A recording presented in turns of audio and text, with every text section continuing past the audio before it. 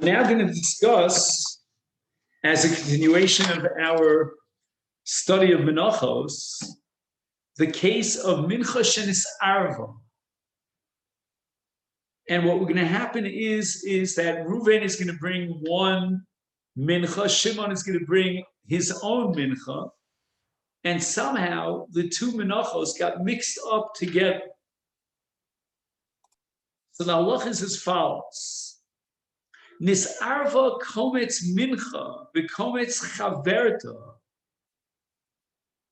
Now, if you have Reuven and Shimon, neither of them are Kohanim, which means that in both the mincha of Reuven and that of Shimon, the shirayim after the kometz is eaten by Zichrei Kahuna. So that's not such a major problem at the face of it, because either the Kohanim are now eating from the shirayim of Reuven or from Shimon. But the situation becomes so much more complicated if one of the two menachos is a minchas kohen, because the halacha of minchas kohen is that it's kulo kolit. There's no achil at all. It has to be burnt. So the halacha is maktirin eshneim, both will be burnt on the mizbeach. And the question that we're raising is, okay, I understand in the case of Minchas Kohen, if there's a tarobes of Minchas Kohen, the Minchas Yisrael, I need Haktar because there's no option of eating the Shirayim because there's part is Minchas Kohen. But in the case of two Yisraelim, Reuven and Shimon, there's another halacha that apparently is pressing here. And that is that two menachos require separate hakravos. Whatever is critical in the avoda of a mincha has to be done on one mincha, not on two. In the case of a tarobes, the avoda is going to be implemented on two menachos, and that's not acceptable. However, Imis arev hakometz b'minchas chavitim shel kohen gadol. Now we have a possibility of being maktir the entire tarobos. So again, we're talking about a mixture of a kometz together with minchas chavitim shel kohen gadol. And the Mishnah first records the sheet of the Chachamim, maktirin es hatarobes yachat. We can be maktir the whole thing. And at this point, as I mentioned yesterday, we're going to move on to page S-Vav. We just had to finish up a little bit here. Now, the Mishnah records the dissenting view of Rabbi Yehuda. Let's see if we can figure out Rabbi Yehuda's sheet. L'das Rabbi Yehuda, possible. The carbon is possible, and that means both the kometz and the mincha. Why? Let's try to understand the logic of Rabbi Yehuda.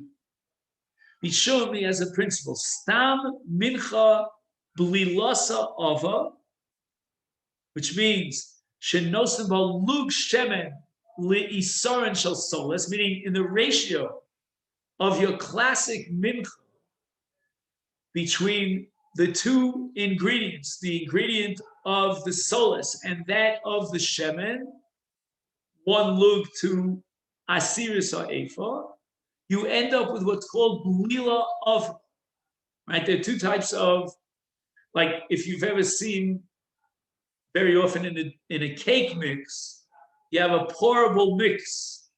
That's called blila raka. But if you're making challah, for example, you're making bread, then you have blila of.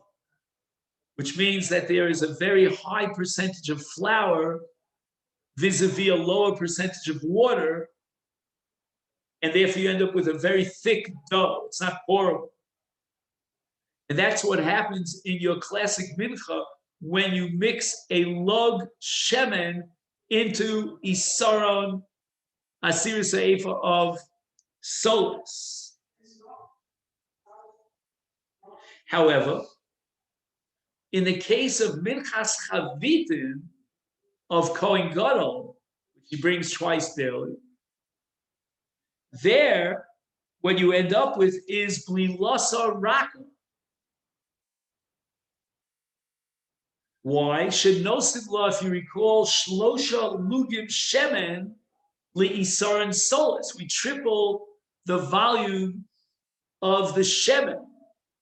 And as a result of the fact that the volume of the solus remained constant, but the addition of lug, in this case, 3 lugim of shemen, is a volume that went up by 3 times, 300%, you end up with a soft batter.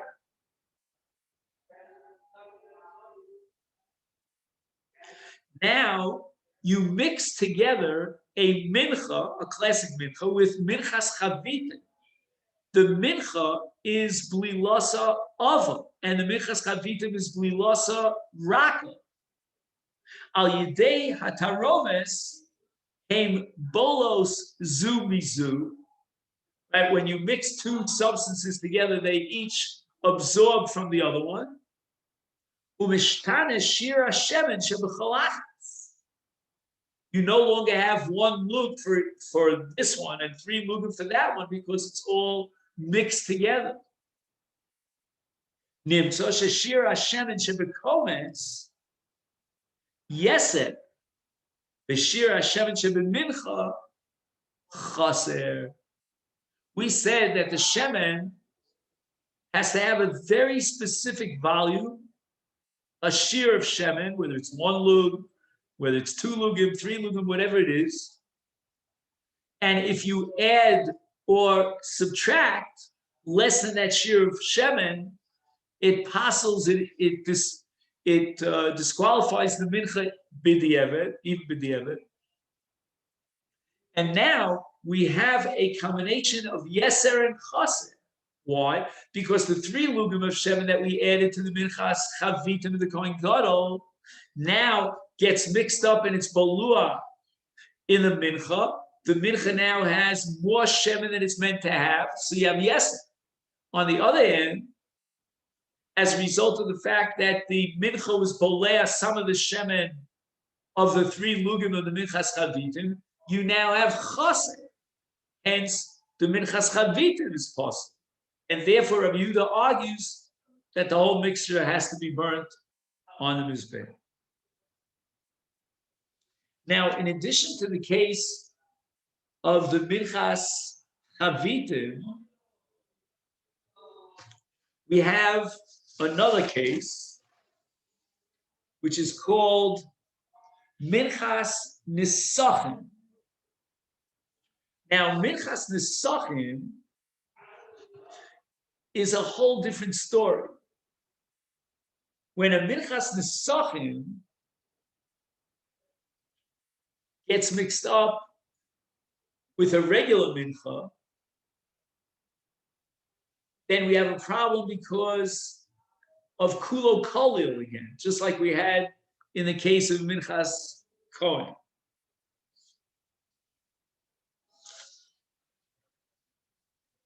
I was hoping that he would offer an explanation for the Tanakama, but that I didn't find.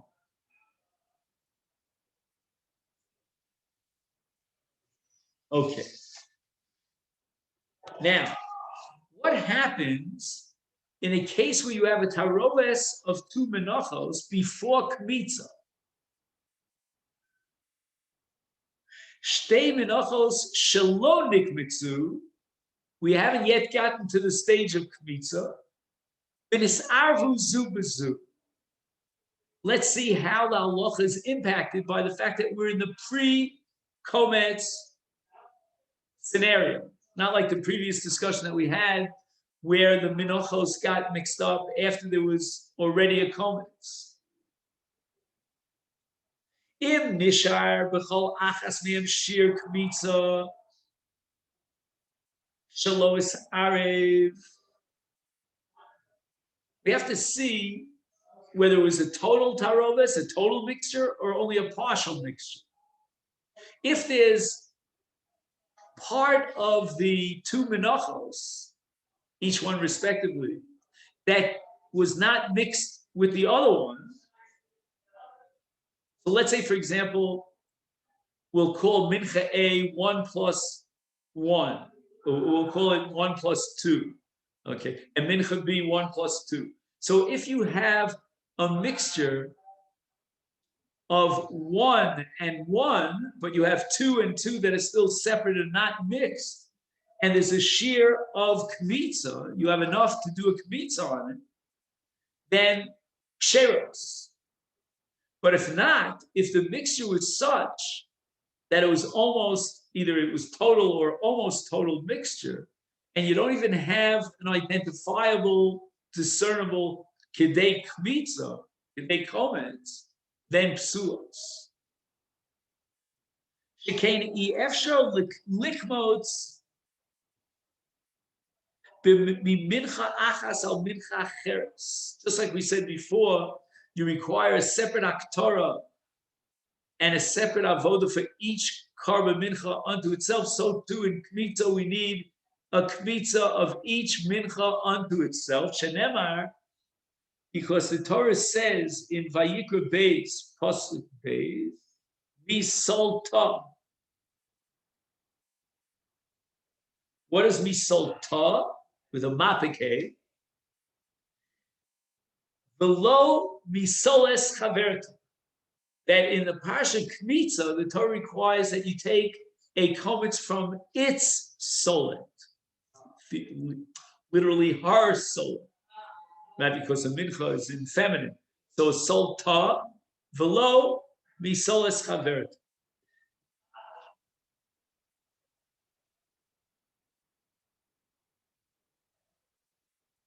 Now, his arev kometz, he was kometz. He did the kmitza on one mincha. He hasn't yet done the kmitza on the second mincha. And they created a tarovis between his kometz and his mincha. His arev kometz b'mincha shelo nikmitza lo yaktira. He shouldn't burn them on the mizbeach. This tarovis is completely excluded from the mizbeach because there's no haktara on the mincha shelo nikmitza. There's only aktorah on the kometz. So really, he'd want to do aktorah on this mixture because inside the mixture there's a kometz, and that requires aktorah, but he can't do so because there's no aktorah vis-a-vis a mincha without kometz, and the other mincha has no kometz. And again, why don't we apply the halachas of bittul and so forth? That's because we're dealing with min b'mino and afilu b'elef lo batel.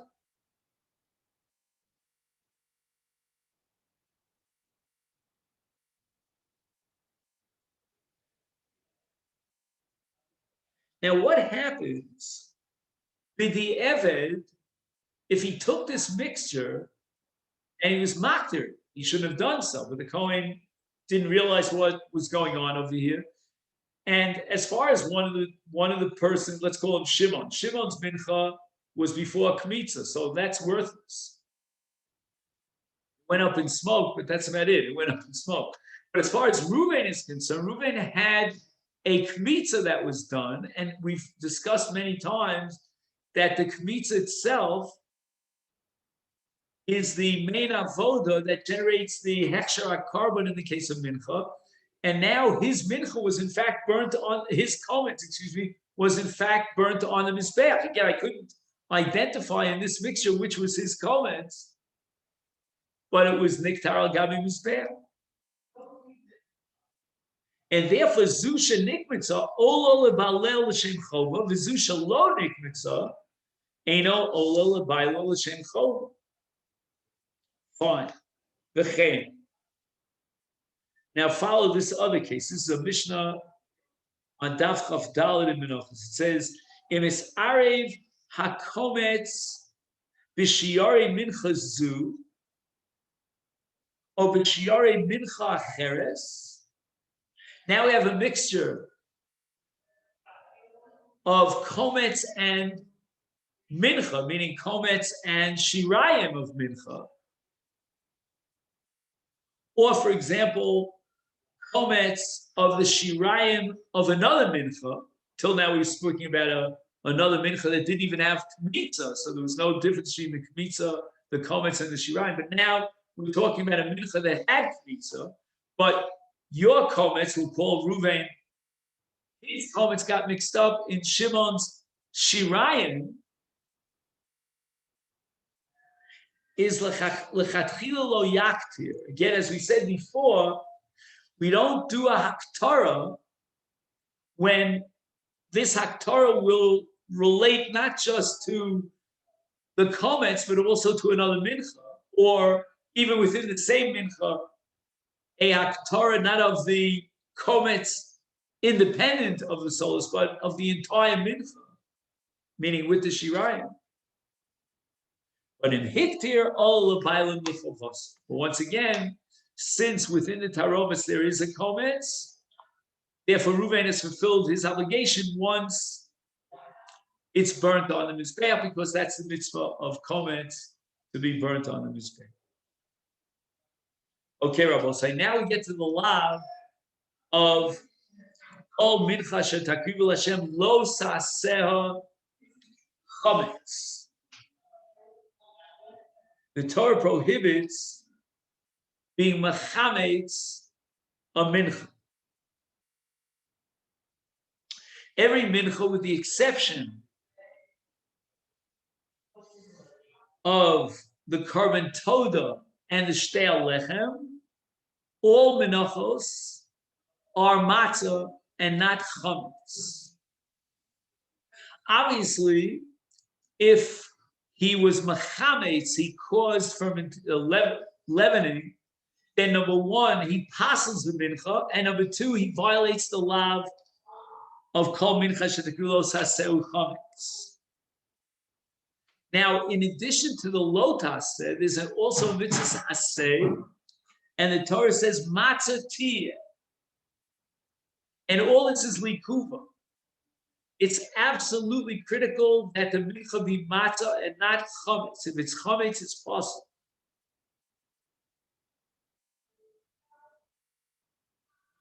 Now, the Torah also writes, okay, in my print, it's very hard to read, but there's a chiyuv of shmira. I don't know, it's crossed out here.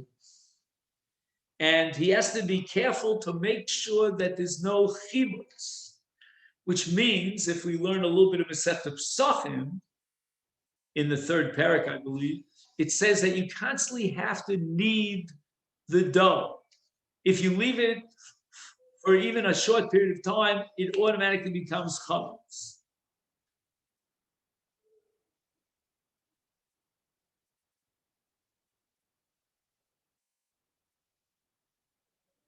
Now, the lav that we mentioned before, lo se'asa chametz,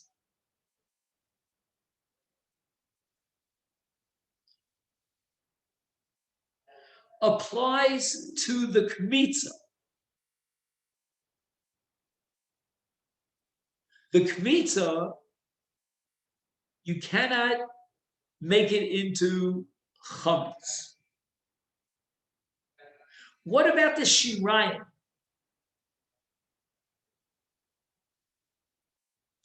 So here we have another lav in the Torah. In Vayikra Perek Vav, so we're fast forwarding 4 prakim in Vayikra. And the Torah says, Lo te'ofa chametz.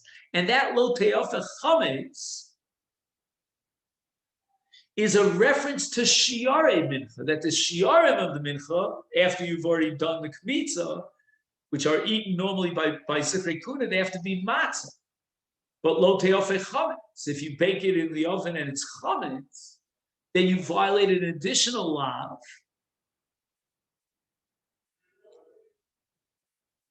and you get malchus.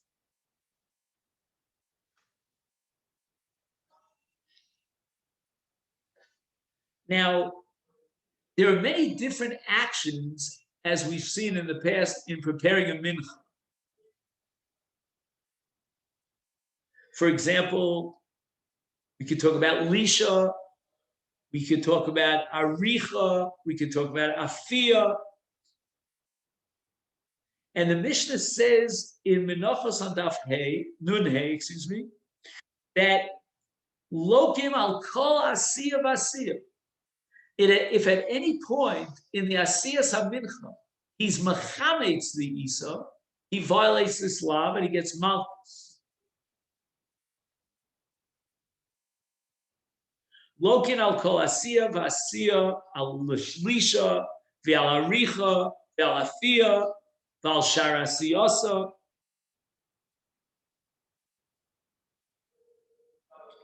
Now, what happens in a case where it's already chametz, and he goes ahead and does a second action of machametz, meaning in the process of leavening, there are different stages.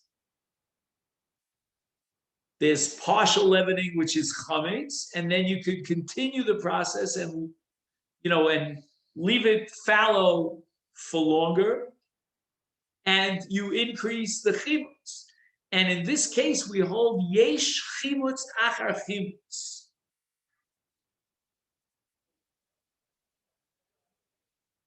So therefore, afal pishi kvar mechumetzes, chayav al chimutz achar chimutz. And this makes it so different than Shabbos, because with regard to Shabbos, we have a principle in bishul achar bishul, and so forth, many such similar principles that apply to Shabbos. Not so in the case of the lav of kol mincha tzedshel lo taseh chametz. He's chayav for chimutz liachar chimutz. However, what do you say about the following scenario? Hiniach es hasaor al gabi mincha lo asa lo shum ma'is. Siar is a leavening agent. And he went ahead and he put the CR on top of the mincha. And of course, it became chametz.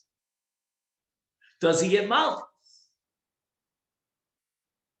L'chora, in this case, it's only grama.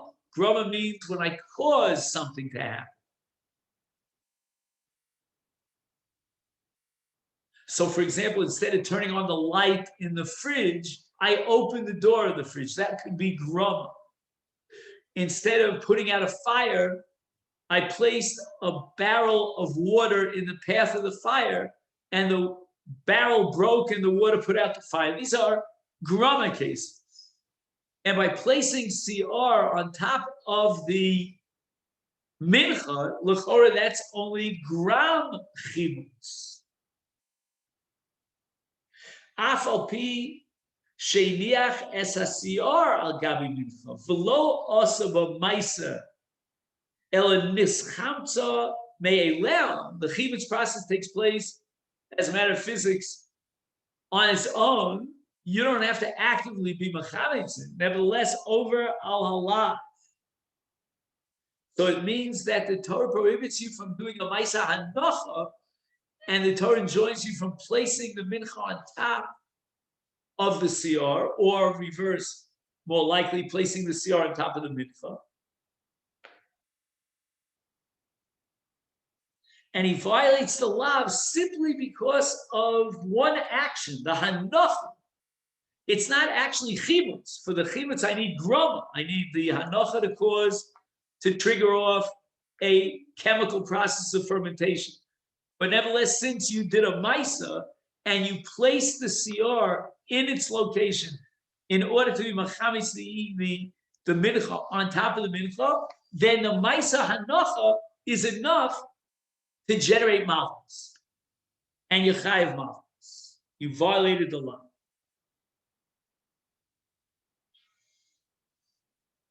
Now, this law, and with this we'll wrap it up for today, of not being mechametz the mincha applies only if the mincha is a mincha kshera. And you, in effect, are undermining and disqualifying the mincha by being mechametz. But what happens if you have a mincha psula? Let's say you contracted tumah. Is our mincha psula ein chayav mishum chimus. You will not be chayav for being mechametz a mincha psula. That's what we'll pick up in Mitzvah Shem tomorrow.